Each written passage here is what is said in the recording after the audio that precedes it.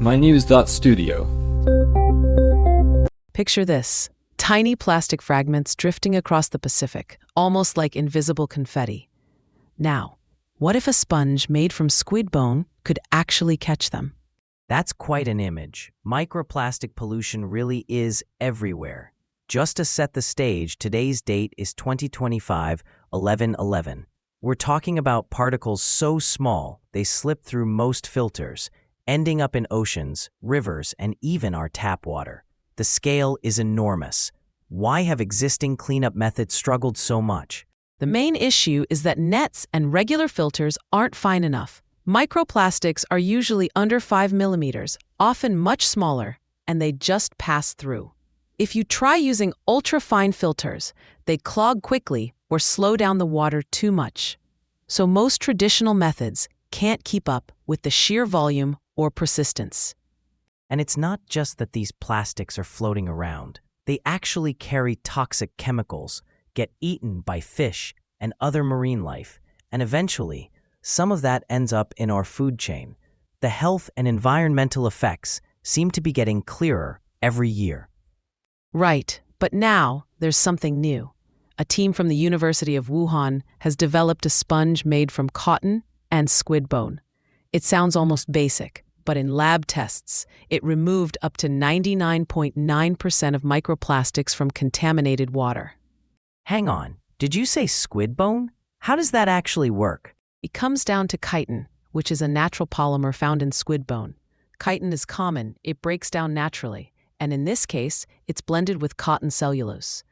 The combination creates a very porous structure that traps microplastics, and its surface chemistry helps attract the plastic particles, even when there are other pollutants around. That sounds promising, but is this something you use once and throw away, or can it be reused? That's actually a key point. It's reusable. Even after several cycles, it still works at 95 to 98% of its original effectiveness. And making it doesn't require special equipment. Standard manufacturing is enough. So there's real potential for scaling up. If it holds up outside the lab, could this be deployed in rivers, lakes, even the open ocean? I'm thinking about places like the Great Pacific Garbage Patch. That's exactly what researchers hope. But there is a concern. If we roll out thousands of these sponges, could they harm marine life? They're designed to trap plastic, but they might also catch small organisms or disrupt surface ecosystems. And if the sponges themselves aren't collected after use, they could just become another kind of litter.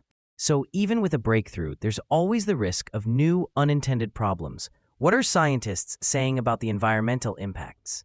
Researchers are calling for ecological impact studies before any large-scale deployment.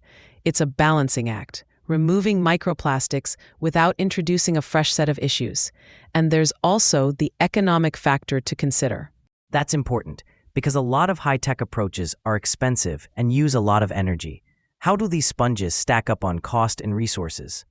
They're made from cheap, abundant materials, and you can reuse them multiple times, so the cost per use is low.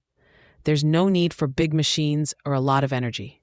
Still, as you scale up, collecting, cleaning, deploying, you start to see new operational costs appear. And what about access? Will these sponges actually reach the places that need them most? That's something that's still being worked out. Organizations like the Ocean Cleanup already have networks for deploying new tech, and similar partnerships are expected here. International coordination and public-private efforts will be crucial to getting the sponges where they're most needed.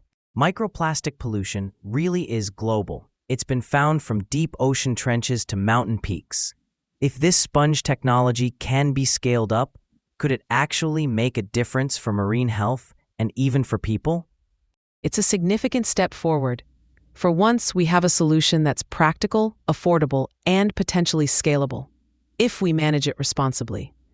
But it'll require global cooperation and ongoing oversight to make sure we don't swap one problem for another. So we might have a new tool against microplastics, but the real test comes when it's tried outside the lab. Exactly. That's what it comes down to. Thanks for being with us as we dig deeper into the science and the realities behind today's headlines. We started with a question. Could a squid bone sponge be the answer? It's a promising beginning, but also a reminder that every solution brings its own set of new challenges. Thanks for tuning in. This episode was powered by mynews.studio. You can try it now for free.